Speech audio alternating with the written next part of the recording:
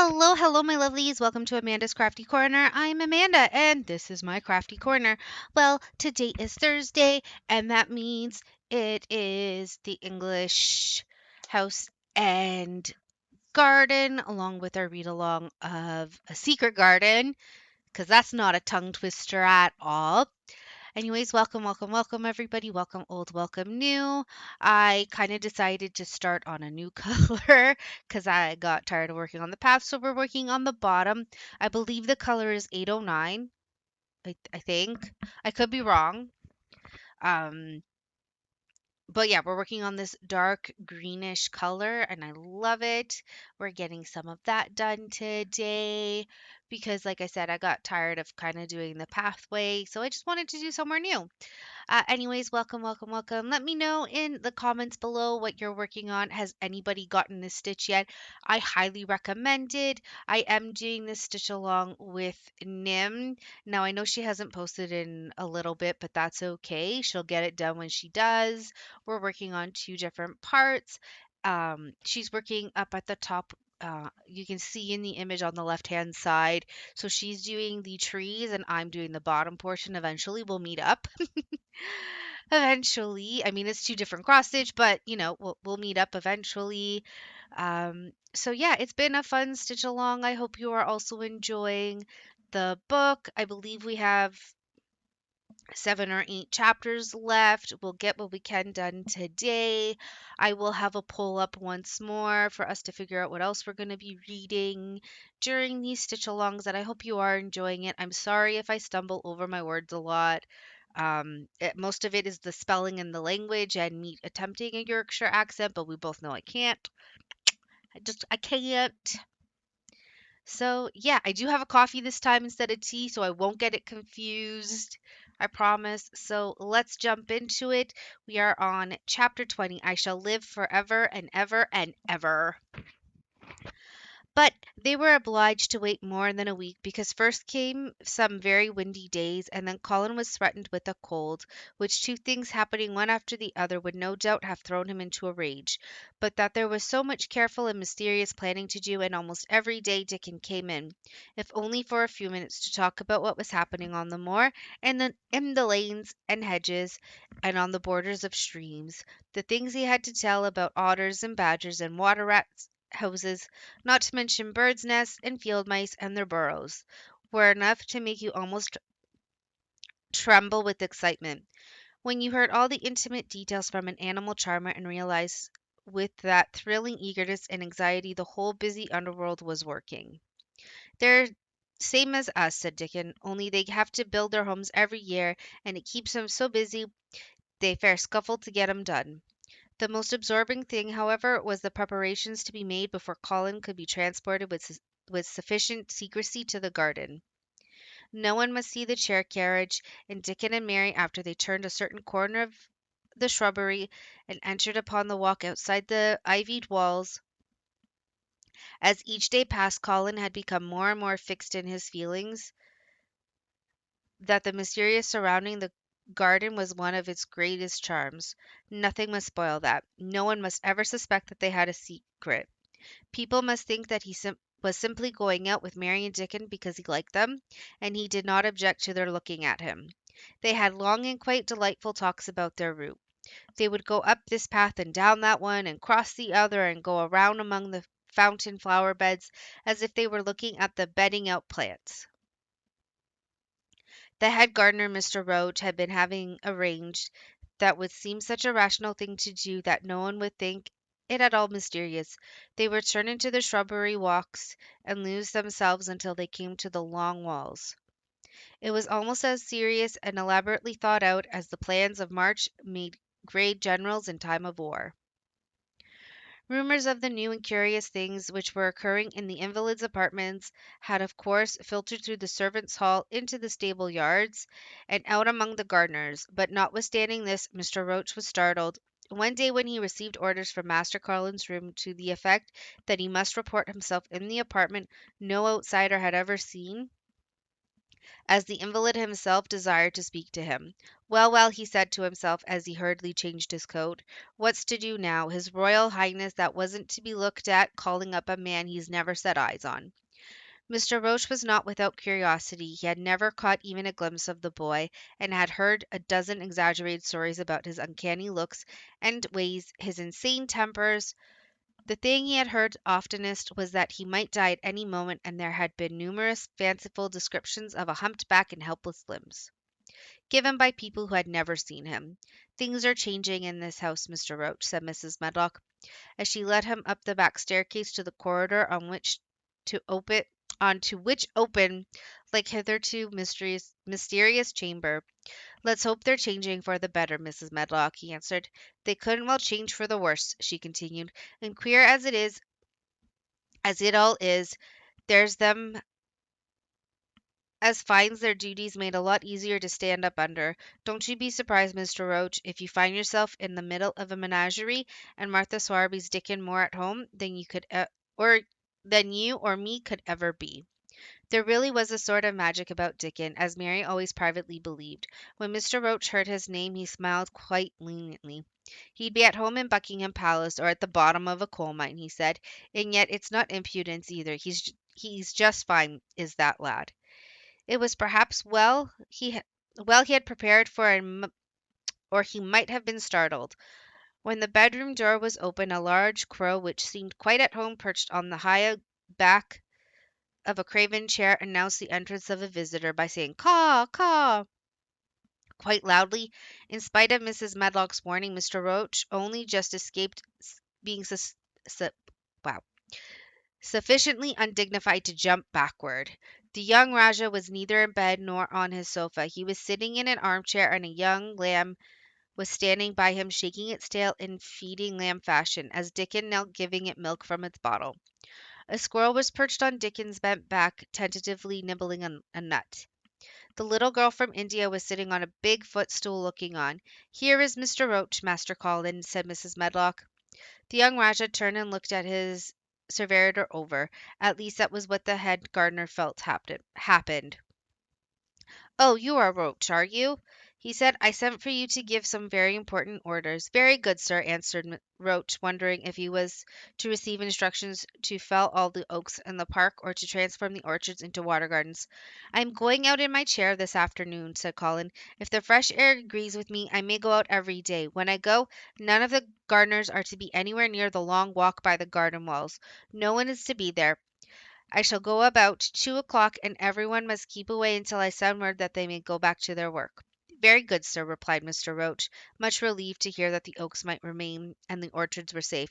"Mary," said Colin, turning to her, "what is that thing you say in India when you have finished talking and want people to go?" "You say you have my permission to go," answered Mary. The Rajah waved his hands. "You have my permission to go, Roach," he said, "but remember, this is very important."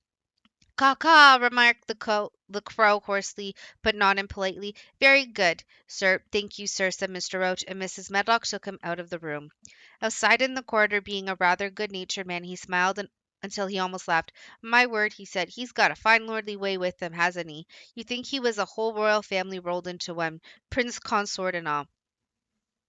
"Eh?" protested Mrs. Medlock. "We've had to let him trample all over every one of us ever since he had feet, and he thinks that's what the folks was born for." "Perhaps he'll grow out of it if he lives," suggested Mr. Roach. "Well, there's one thing pretty sure," said Mrs. Medlock. "If he does live, and that Indian child stays here, I'll warrant she teaches him that the whole orange does not belong to him, as Susan Sowerby says, and he'll be likely to find out the size of his own quarter." Inside the room, Colin was leaning back on his cushions. "It's all safe now," he said, "and this afternoon I shall see it. This afternoon I shall be in it."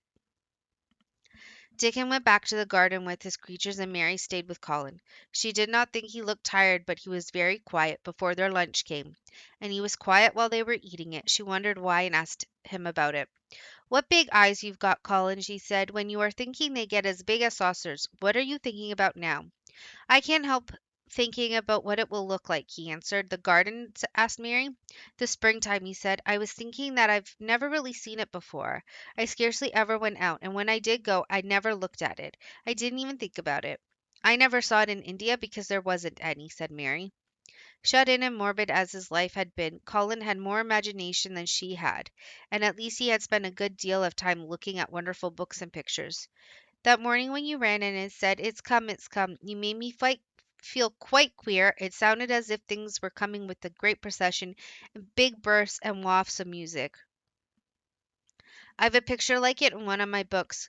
Crowds of lovely people and children with garlands and branches with blossoms on them, everyone laughing and dancing and crowding and playing on pipes. This is why I said perhaps we shall hear golden trumpets, and told you to throw open the windows. How funny, said Mary. That's really just what it feels like. And if all the flowers and leaves and green things and birds and wild creatures danced past at once. What a crowd it would be. I'm sure they dance and sing and flute, and that would be the wafts of music. They both laughed, but it was not because the idea was laughable, but because they both so liked it. A little later the nurse made Colin ready. She noticed that instead of lying like a log while his clothes were put on, he sat up and made some efforts to help himself, and he talked and laughed with Mary all the time. This is one of his good days, sir, she said to Dr. Craven, who dropped in to inspect him.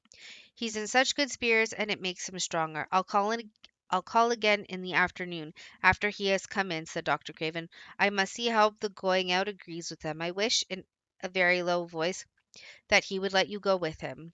I'd rather give up the case this moment, sir, than even stay here while it's suggested, answered the nurse with sudden firmness. I hadn't really decided to suggest it, said the doctor with slight nervousness. We'll try the experiment. Dickon's a lad I trust with a newborn child.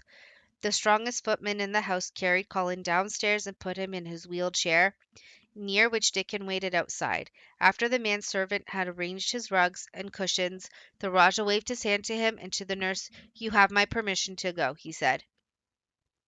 And they both disappeared quickly, and it must be confessed giggled when they were safely inside the house. Dickon began to push the wheelchair slowly and steadily. Mistress Mary walked beside it, and Colin leaned back and lifted his face to the sky. The arch of it looked very high, and the small snowy clouds seemed like white birds floating on outspread wings below its crystal blueness. The wind swept in soft big breaths down from the moor and was strange with wild, clear scented sweetness. Colin kept lifting his thin chest to draw it in, and his big eyes looked as if it were they which were listening instead of his ears. There are so many sounds of singing and humming and calling out, he said. What is that scent the puffs of wind bring? It's gorse on the moor that's open and out, answered Dickon. The bees are at it wonderful today. Not a human creature was to be caught sight of in the path they took. In fact, every gardener or gardener's lad had been witched away. But they wound in and out among the shrubbery and out and round the fountain beds, following their carefully planned route for the mere mysterious pleasure of it. But when at last they turned into the long walk, the ivied walls, the excited sense of an approaching thrill made them, for some curious reason they could not have explained, began to speak in whispers. This is it, breathed Mary. This is where I used to walk up and down and wonder and wonder. Is it? Cried Colin, and his eyes began to search the ivy with eager curiousness. But I can see nothing, he whispered. There is no door. That's what I thought, said Mary. Then there was a lovely breathless silence, and the chair wheeled on. That is the garden where Ben Weatherstaff works, said Mary. Is it? Said Colin. A few yards more, and Mary whispered again. This is where the robin flew over the wall, she said. Is it? Cried Colin. Oh, I wish he'd come again. And that, said Mary with solemn delight, pointing under a big lilac bush, is where he perched on the little heap of earth and showed me the key. Then Colin sat up. Where? Where? There? He cried, and his eyes were as big as a wolf's in Red Riding Hood, when Red Riding Hood felt called upon to remark on them. Dickon stood still, and the wheelchair stopped. And this, said Mary, stepping on to the bed close to the ivy, is where I went to talk to him when he chirped at me from the top of the wall. And this is the ivy the wind blew back. And she took hold of the hanging green curtain. Oh, is it? Is it? Gasped Colin. And here is the handle, and here is the door. Dickon, push him in quickly. And Dickon did with one strong, steady, splendid push, but Colin had actually dropped back against his cushions, even though he gasped with delight. and covered his eyes with his hands and held them there, shutting out everything until they were inside and the chair stopped as if by magic and the door was closed. Not till then did he take them away and look round and round and round as Dickon and Mary had done, and over walls and earth and trees and swinging sprays and tendrils the green veil of tender little leaves had crept, and in the grass under the trees the gray urns and the cloves, and here and there everywhere were touches or splashes of gold and purple and white, and the trees were showing pink and snow above his head. And there were fluttering of wings and faint sweet pipes and humming and scents, and in the sun fell warm upon his face like a hand with a lovely touch, and in wonder Mary and Dickon stood and stared at him. He looked so strange and different because a pink glow of color had actually crept over him, ivory face and neck and hands and all. I shall get well, I shall get well, he cried out. Mary, Dickon, I shall get well, and I shall live forever and ever and ever. I'm gonna take a quick sip of my coffee before we continue. Chapter 21. Ben Weatherstaff. One of the strange things about living in the world is that it is only now and then one is quite sure one is going to live forever and ever and ever. One knows it sometimes when one gets up at the tender solemn dawn time and goes out and stands alone and throws one's head far back and looks up and watches the pale sky slowly changing and flushing and marvelous unknown things happening until the east almost makes one cry out and one's heart stands still at the strange unchanging majesty of the rising of the sun, which has been happening every morning for thousands and thousands and thousands and thousands of years. One knows it then for a moment or so, and one knows it sometimes when one stands by oneself in a wood at sunset and the mysterious deep gold stillness slanting through and under the branches seem to be saying slowly and again something one cannot quite hear however much one tries.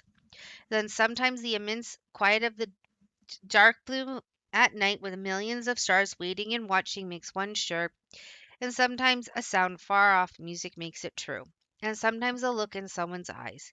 And it was like that with Colin when he first saw and heard and felt the springtime inside the four high walls of a hidden garden.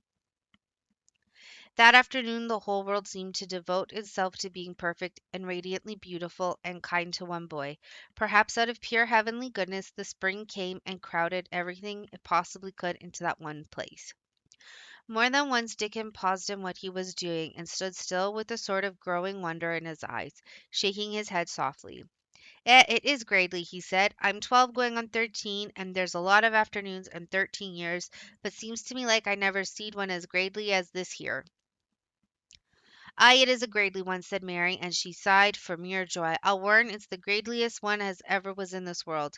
Does that think, said Colin with a dreamy carefulness. As it happens, it makes loike there this here all-purpose for me.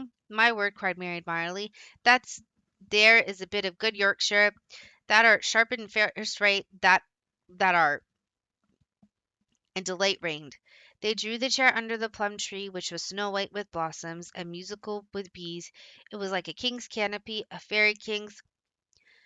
There were flowering cherry trees near and apple trees whose buds were pink and white, and here and there one had burst open wide.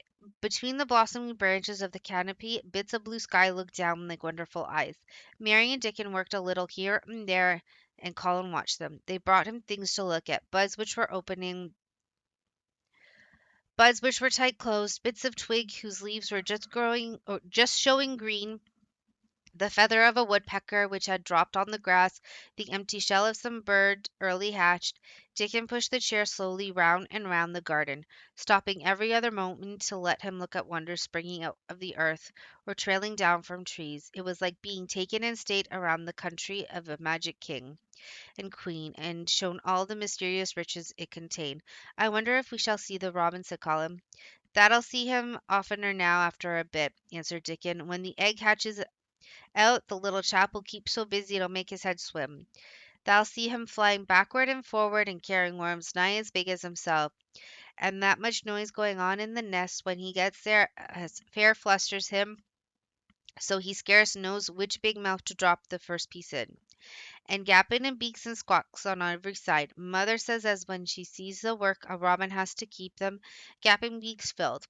She feels like she was a lady with nothing to do. She says she's seen the little chaps when it seemed like the sweat must be dropping off of 'em, though folk can't see it. This made them giggle so delightfully that they were obliged to cover their mouths with their hands. Remembering that they must not be heard, Colin had instructed as to the law of whispers and low voices several days before. He liked the mysteriousness of it and did his best, but in the midst of excited enjoyment it is rather difficult never to laugh above a whisper. Every moment of the afternoon was full of new things, and every hour the sunshine grew more golden. The wheelchair had been drawn back under the canopy, and Dickon had sat down on the grass and had just drawn out his pipe when Colin saw something he had not time noticed before. "There's a very old tree over there, isn't it?" he said. Dickon looked across the grass at the tree, and Mary looked, and there was a brief moment of stillness. "Yes," answered Dickon after it, and his low voice had a very gentle sound. Mary gazed at the tree and thought, "The branches are quite gray, and there's not a single leaf anywhere," Colin went on. "It's quite dead, isn't it?" "Aye," admitted Dickon, "but them roses has climbed all over it will near hide every bit of the dead wood, and when they're full of leaves and flowers it won't look dead then. It'll be the prettiest of all." Mary still gazed at the tree and thought, "It looks as if a big branch had been broken off," said Colin. "I wonder how it was done." "It's been done many a year," answered Dickon, with sudden relief start and laying his hand on Colin. "Look at that robin there. He's been a foragin' for his meat." Colin was almost too late, but he just caught sight of him, the flash of a red-breasted bird with something in his beak. He darted through the greenness and into the close-grown corner and was out of sight. Colin leaned back on his cushion again, laughing a little. "He's taking her tea to her. Perhaps it's 5 o'clock. I think I'd like some tea myself." And so they were safe. "It was magic which sent the robin," said Mary secretly to Dickon afterward. "I know it was magic." For both she and Dickon had been afraid Colin might ask something about the tree whose branch had broken off 10 years ago, and they had talked it over together, and Dickon had stood and rubbed his head in a troubled way. "We mun look as if it was no different from the other trees," he said. "We couldn't never tell him how it broke, poor lad. If he says something about it, we mun. We mun try to look cheerful." "Ay, that we mun," had answered Mary, but she had not felt as if she looked cheerful when she gazed at the tree. She wondered and wondered in those few moments if there was any reality in that other thing Dickon had said. He had gone on rubbing his red rust hair in a puzzled way, but a nice comforted look had begun to grow in his blue eyes. "Mrs. Craven was a very young lady," he had gone on rather hesitantly, "and mother she thinks maybe she's about Misselthwaite many a time looking after Master Colin. Same as all mothers do when they're took out of the world. They have to come back, that sees. Happen she's been in the garden, and happen it was her set us to work and told us to bring him here." Mary had thought he meant something about magic. She was a great believer in magic. Secretly, she quite believed that Dickon worked magic. Of course, good magic, on everything near him, and that was why people liked him so much, and wild creatures knew he was their friend. She wondered indeed if it were not possible that his gift had brought the robin just at the right moment when Colin asked that dangerous question. She felt that his magic was working all the afternoon and making Colin look like an entirely different boy. It did not seem possible that he could be the crazy creature who had screamed and beaten and bitten his pillow. Even his ivory whiteness seemed to change. The faint glow of color which had shown on his face and neck and hands when he first got inside the garden really never quite died away. He looked as if it were made of flesh instead of ivory or wax.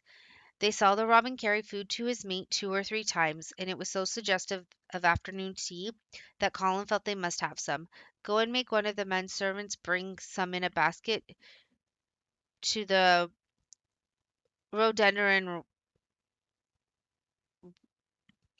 I'm trying to pronounce this road. Rhododendron rock," he said, "and then you and Dickon can bring it here." It was an agreeable idea, easily carried out, and when the white cloth was spread upon the grass with hot tea and buttered toast and crumpets, A delightfully hungry meal was eaten, and several birds on domestic errands paused to inquire what was going on and were led into investigating crumbs with great activity. Nut and Shell whisked up trees with pieces of cake, and Soot took the entire half of a buttered crumpet into a corner and pecked at it and examined and turned it over and made hoarse remarks about it until he decided to swallow it all joyfully in one gulp. The afternoon was dragging toward its mellow hour. The sun was deepening the gold of its lances, the bees were going home, and the birds were flying past less often. Dickon and Mary were sitting on the grass. The tea basket was repacked, ready to be taken back to the house. And Colin was lying against his cushion with his heavy locks pushed back from his forehead and his face looking quite a natural color.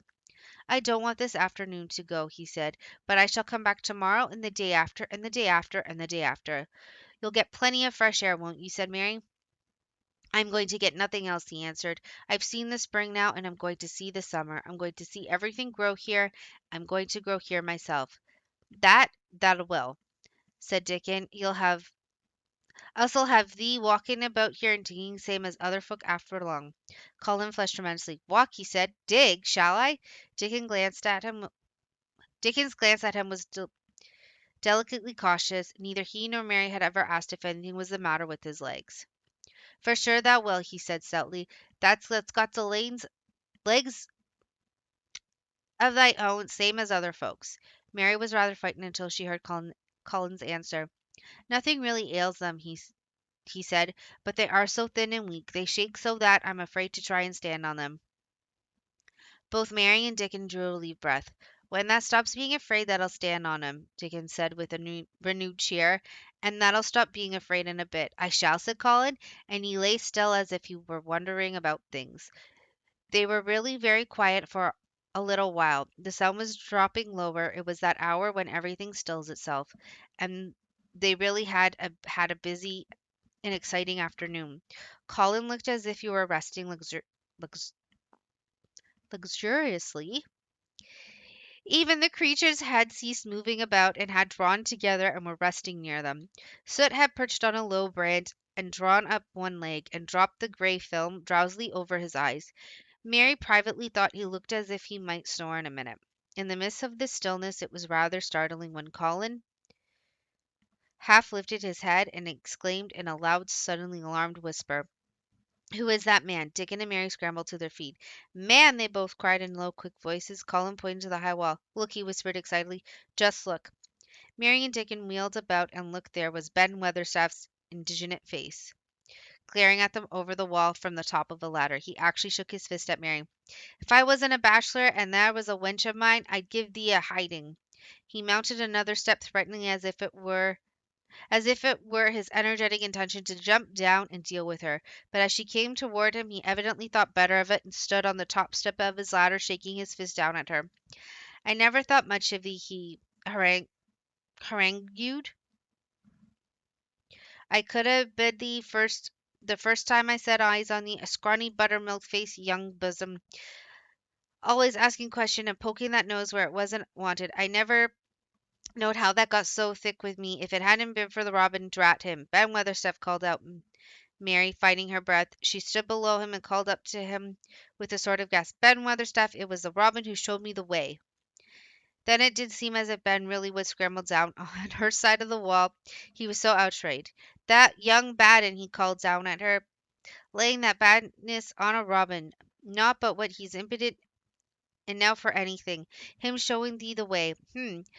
That young nowt." She could see his next words burst out because he was overpowered by curiosity. "However, is this world did that get him?" "It was the robin who showed me the way," she protested obstinately. "He didn't know he was doing it, but he did, and I can't tell you from here while you're shaking your fist at me." He stopped shaking his fist very suddenly at the very moment, and his jaw actually dropped as he stared over her head at something he saw coming over the grass toward him. At the first sound of his torrent of words, Colin had been so surprised that he had only sat up and listened as if he were spellbound. But in the midst of it had recovered himself and beckoned imperiously to Dickon.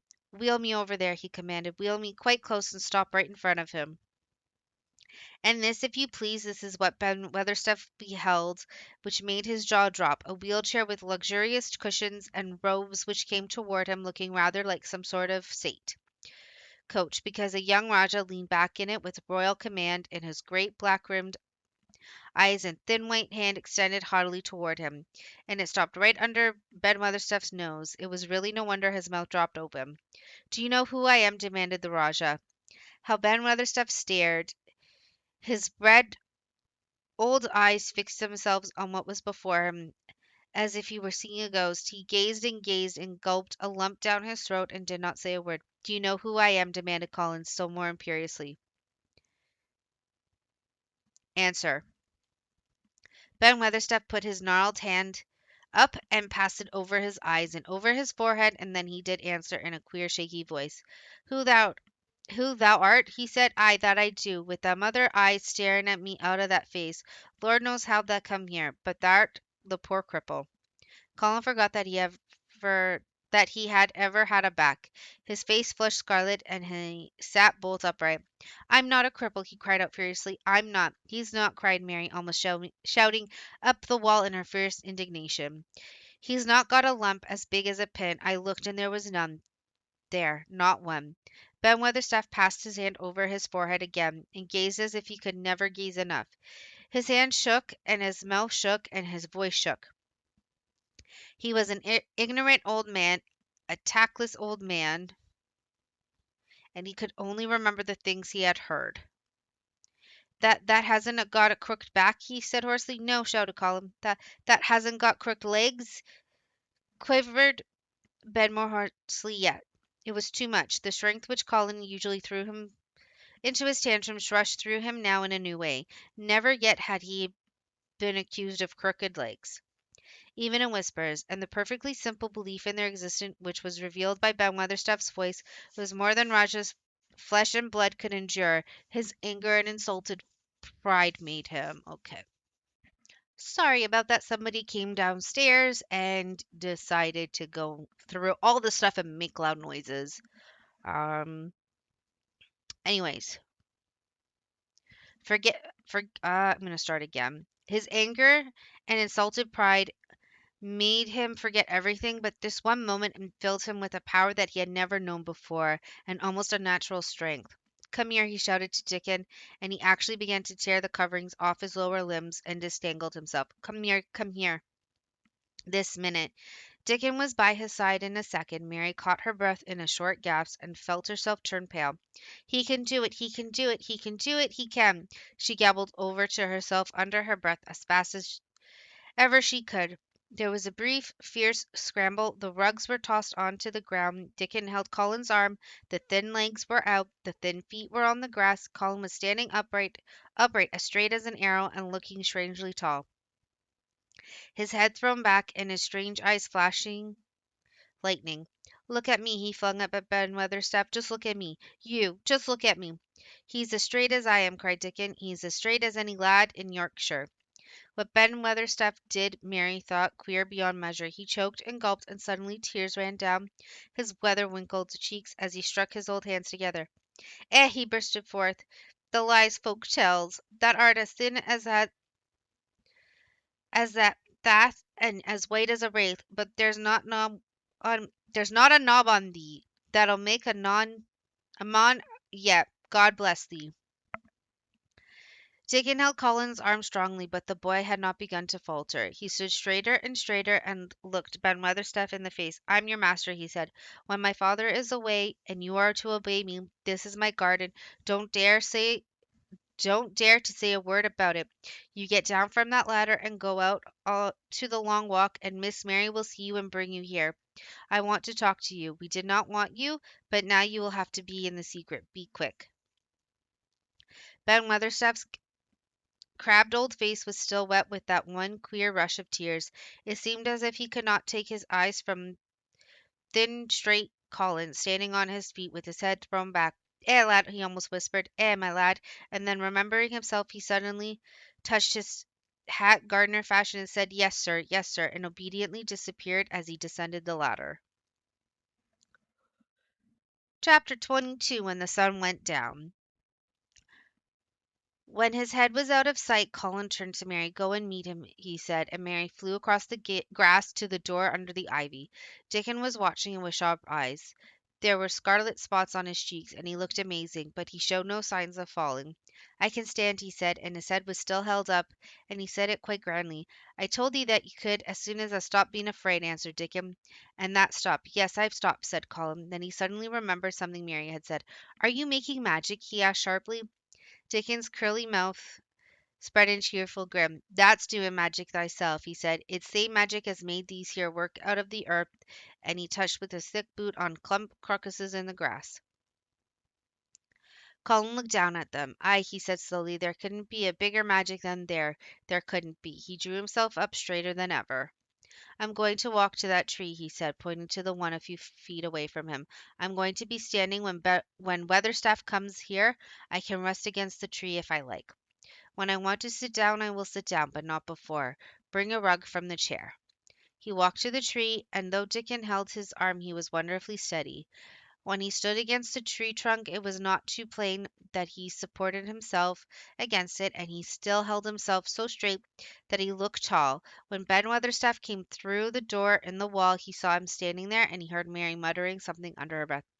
"What art saying?" he asked, rather testily, because he did not want his attention distracted from the long, thin, straight boy figure and proud face. But she did not tell him. What she was saying was this: "You can do it, you can do it, you can do it. I told you you can. I told you you could. You can do it, you can do it, you can." She was saying it to Colin because she wanted to make magic and keep him on his feet looking like that. She could not bear that he should give in before Ben Weatherstaff. He did not give in. She was uplifted by a sudden feeling that he looked quite beautiful in spite of his thinness. He fixed his eyes on Ben Weatherstaff in his funny, imperious way. "Look at me," he commanded. "Look at me all over. Am I a hunchback? Have I got crooked legs?" Ben Weatherstaff had not quite got over his emotion, but he had recovered a little, and answered almost in his usual way. "Not that," he said. "Nowt o' the sort. What's thou been doing with thyself? Hiding out of sight and letting folk think that was a cripple and half-witted." "Half-witted," said Colin angrily. "Who thought that?" "Lots of fools," said Ben. "There's a world full of jackasses braying, and they never bray nowt but lies. What did thy shut themself up for?" "Everyone thought I was going to die," said Colin shortly. "I'm not." He said it with such decision, Ben Weatherstaff looked him over and down and up. "That die," he said with dry exultation. "Nowt of the sort. Thou'st got too much pluck in thee. When I seed thee put thy legs on the ground in such a hurry, I knowed that was all right. Sit thee down on the rug a bit, young master, and give me thy orders." There was a queer mixture of crabbed tenderness and shrewd understanding in his manner. Mary had poured out speech as rapidly as she could, saying they had come down the long walk. The chief thing to be remembered, she had told him, was that Colin was getting well, the garden was doing him. No one must let him remember about having lumps and dying. The Rajah con-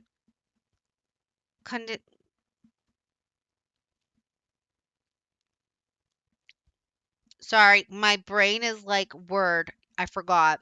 The Rajah condensed him to sit himself on a rug under the tree. "What work do you do in the gardens, Weatherstaff?" he inquired. "Anything I'm told to do," answered old Ben. "I'm I'm kept on by favor because she liked me. She said, Colin." "The mother," answered Ben Weatherstaff. "My mother," said Colin, and he looked about him quietly. "This was her garden, wasn't it?" "Aye, it was that," said Ben Weatherstaff. Looked about him too. She were main fond of it. "It is my garden now. I am fond of it. I shall come here every day," announced Colin. "But it is to be a secret. My orders are that no one is to know that we come here. Dickon and my cousin have worked and made it come alive. I shall send you for sometimes to help, but you must come when no one can see you." Ben Weatherstaff's face twisted itself in a dry old smile. "I've come here before when no one saw me," he said. "What?" exclaimed Colin. "When?" "The last time I was here," rubbing his chin and looked around, "was about 2 year ago." "But no one has been in it for 10 year," cried Colin. "There was no door." "I'm no one," said Ben dryly, "and I didn't come through a door. I come over the wall. The rheumatics held me back in the last 2 year." "That come and did a bit of pruning," cried Dickon. "I couldn't make out how't it been done."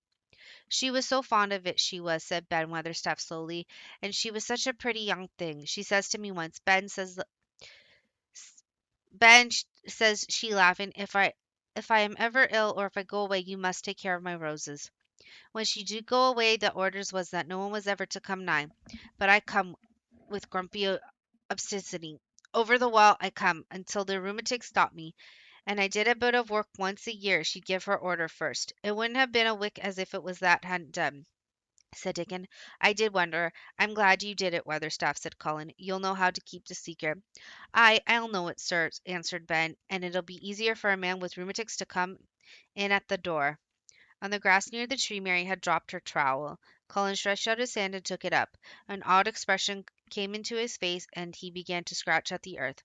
His thin hand was weak enough, but presently, as they watched him, Mary with quite breathless interest, he drove the end of the trowel into the soil and turned some over. You can do it, said Mary to herself. I tell you, you can. Dickon's brown eyes were full of eager curiousness, but he said not a word. When Ben Weatherstaff looked on with interested face. Colin preserved. After he had turned a few trowels of soft soil, he spoke exactly to Dickon in his best Yorkshire. Tha said as that have me walking about here, same as other folk, and tha said that have me digging. I thought there was just leaning to please. This is only the first day, and I've walked, and here I am digging. Ben Weatherstaff's mouth fell open again when he heard him, but he ended by chuckling. He said, that sounds as if thou got wits enough now. Thou'rt a Yorkshire lad for sure, and thou'rt digging too. How'd thou like to plant a bit o' something? I can get thee a rose in a pot. Go and get it, said Colin, digging excitedly. Quick, quick, quick. It was done quickly enough indeed. Ben Weatherstaff went his way, forgetting rheumatics. Dickon took his spade and dug the hole deeper and wider than a new digger with thin white hands could make it. Mary slipped out to run and bring back a watering can. When Dickon had deepened the hole, Colin went on turning the soft earth over and over. He looked up at the sky, flushed and glowing with strangely new exercise, slight as it was. I want to do it before the sun goes quite down, he said. Mary thought perhaps the sun held back a few minutes just on purpose. Ben Weatherstaff brought the rose in its pot from the greenhouse. He hobbled over the grass as fast as he could. He had begun to be excited too. He knelt down by the hole and broke the pot from the mold. Here, lad, he said, handing the plant to Colin. Set it in the earth thyself, same as the king does when he goes to a new place. The thin white hands shook a little, and Colin's flush grew deeper as he set the rose in the mold and held it while old Ben made firm the earth. It was filled in and pressed down and made steady.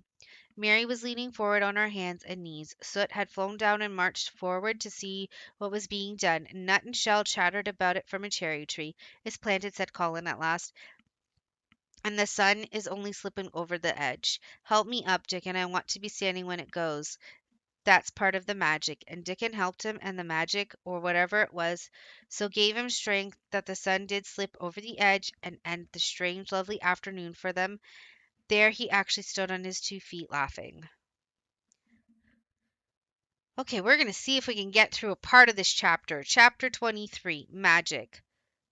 Dr. Craven had been waiting some time at the house when they returned to it. He had indeed begun to wonder if it might not be wise to send someone out to explore the garden paths. When Colin was brought back to his room, the poor man looked him over seriously. You should not have stayed so long, he said. You must not overexert yourself. I am not tired at all, said Colin. It has made me well. Tomorrow I'm going out in the morning as well as in the afternoon.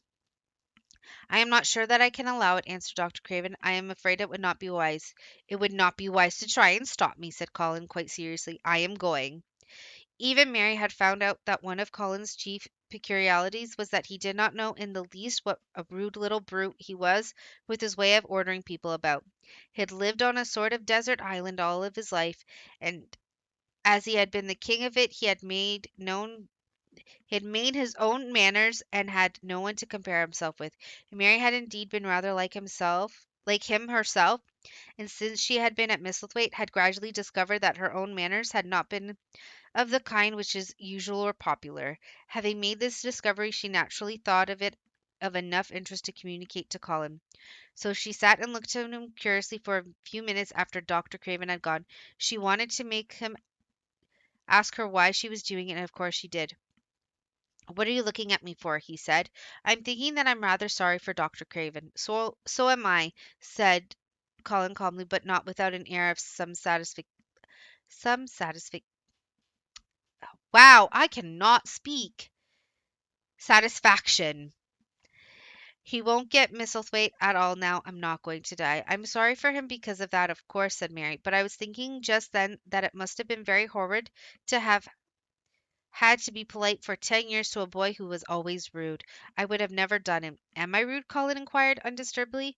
If you had been his own boy, he had been a slapping sort of man, said Mary. He would have slapped you, but he dared, said Colin. No, he daren't, answered Mistress Mary, thinking the thing quite without prejudice.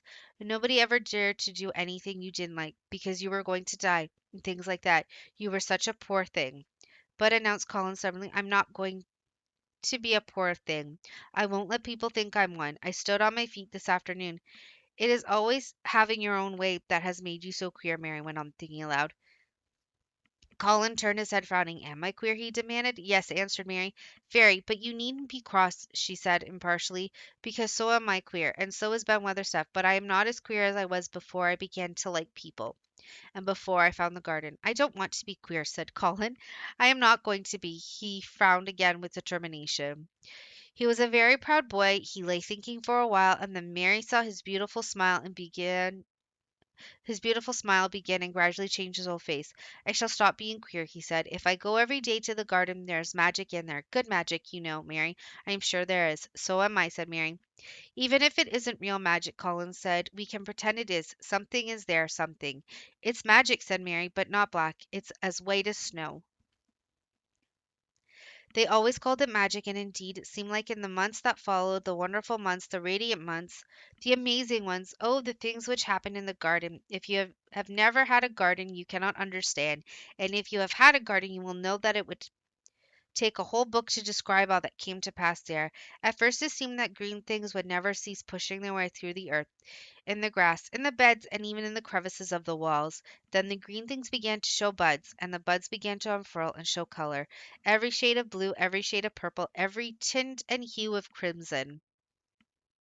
In its happy days, flowers had been tucked away into every inch and hole and corner. Ben Weatherstaff had seen it done, and he himself scraped out mortar from between the bricks of the wall and made pockets of earth for lovely clinging things to grow on.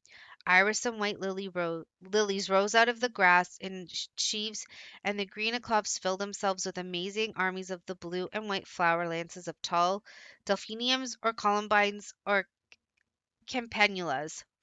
She was main fond of them, she was, Ben Weatherstaff said. She liked them things as was allus pointing up to the sky, she used to tell, not as she was one of them, as she looked down on the earth, not her.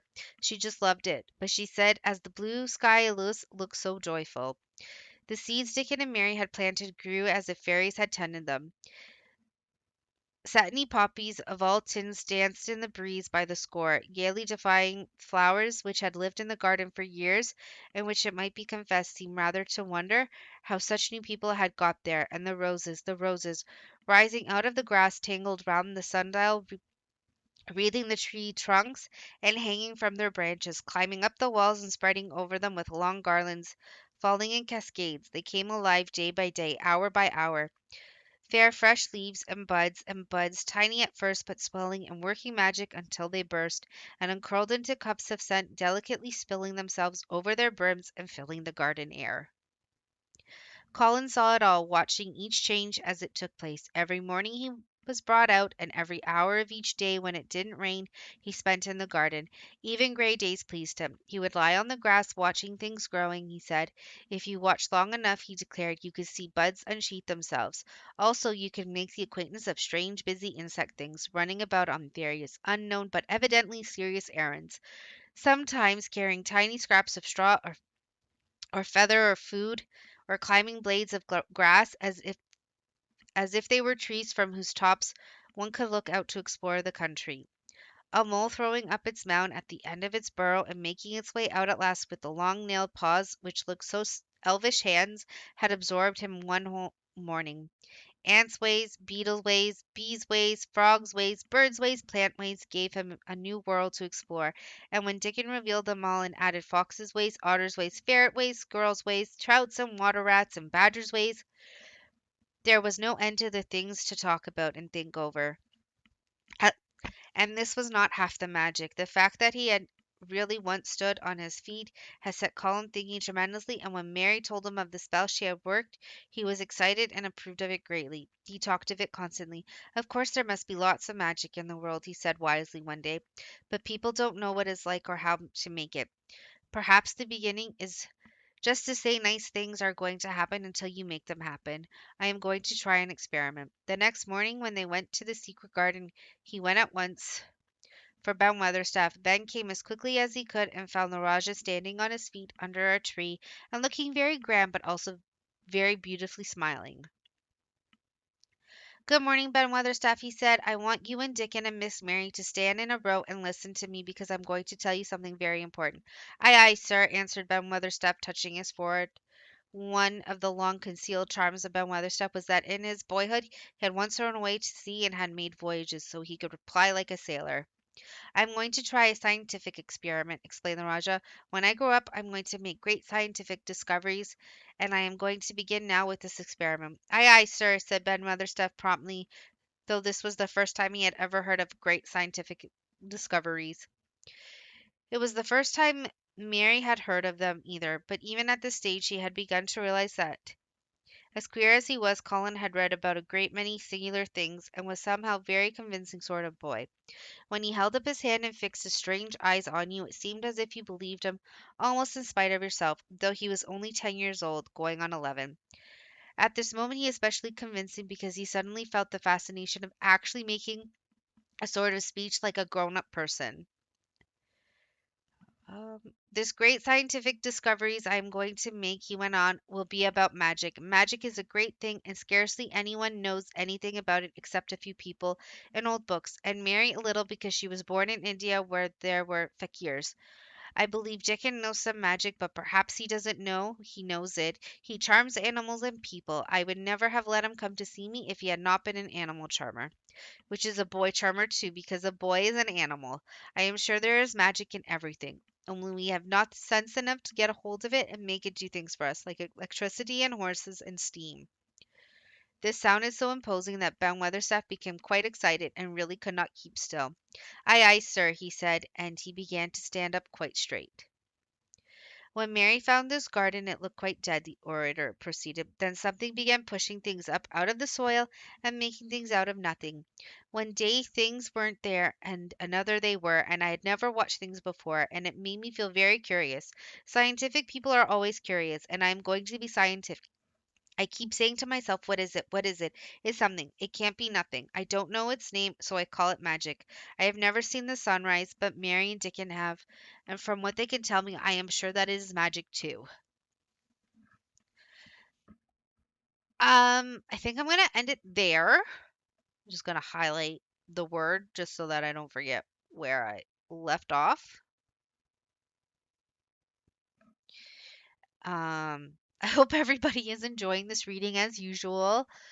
Uh, I'm sorry I stumble over some words. I'm looking at it. My brain and my mouth are trying to coincide on how to pronounce these words sometimes, and I'll either say it too fast, and my brain is like, no, no, no, it's not that. Slow down.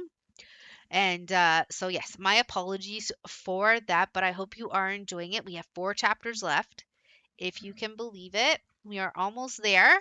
We're almost done. So I'm going to put a poll up for everybody to vote on the next book. I'll do that on Friday when this comes out, because as you know, this comes out every Friday. So please look for that poll. You'll see the books there. And yeah, we're gonna have a lot of read-alongs. I'm gonna find you lots of books, I promise. With that said, I hope everybody has a wonderful day, a wonderful evening, a wonderful weekend. Remember to take care of yourselves, love yourselves, spoil yourselves, and I will see you all as usual in the next video. Also, please let me know in the comments below if you are enjoying this and what you are working on. Bye, my lovelies.